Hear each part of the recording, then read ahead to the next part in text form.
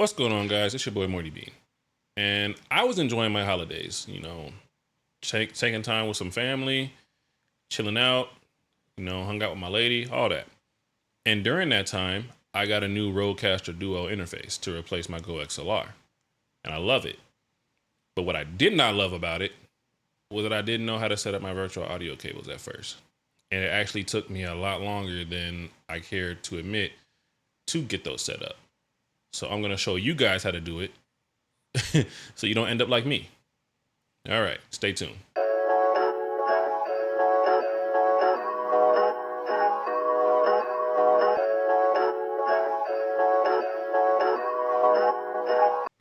All right, first things first, you want to have the Rodecaster app on your computer. You can't really do much as far as getting your virtual audio cables downloaded on the Duo. I'm not sure about the Pro, but on the Duo, you really can't get these unless you have the app and get the firmware downloaded for it. At least that's what I figured out on my end. Now, if you can, then I'm just slow. But if you can't, then I'm giving you good advice. So once you get this downloaded, then we can go on to the next step. What's up, guys? This is Editing Morty here. So I completely forgot to add the visual step. You guys do have to go to rodecaster.com or rode.com and make sure that you guys get the actual software. I did not visually put that there and I kind of skipped over it. So I apologize for that. Okay. Next up, you guys want to actually get to the virtual devices downloads page. It is not listed in an obvious spot on the website. You do have to go through the helping user guides to get to these.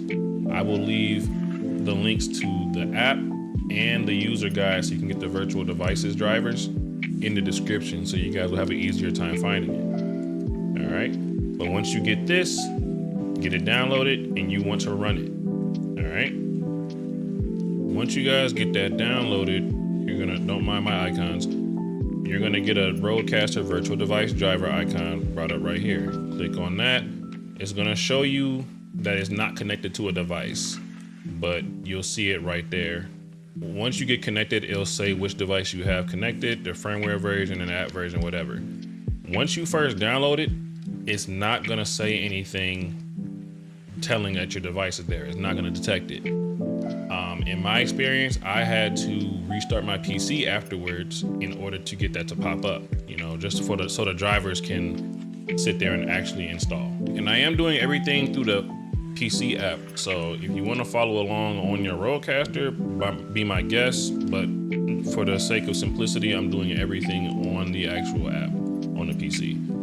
But once you do your restart and everything gets installed properly, you won't be able to tell right away.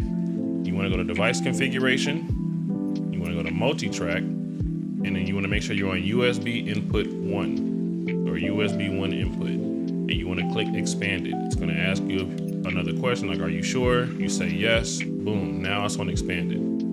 All right. Once you get on expanded, then you can go to audio setup. And if you looked around your Rodecaster before you did this, you'll notice that you have a couple extra things there. You have gain, music, A, and B. Those are your virtual audio devices. And now you're able to move them as you see fit. As you see, I have my music set up on my physical layer so I can actually move it how I want to. And I have my orange one that's set to my USB cable. Now, me personally, when I'm using my virtual audio devices, I don't use too many. I don't need to use gain, but I had a dire need to use music because I do play music when I'm streaming on Twitch and TikTok and occasionally YouTube. So you might not use all of them, but just having them is perfectly fine. All right, so next up would be actually setting the proper sound systems for your computer and your microphone and whatnot. So if you watched any other tutorials, which are pretty dated, I will say, they will all tell you to go to speakers on Rodecaster Duo main multi-track. For whatever reason, that did not work for me.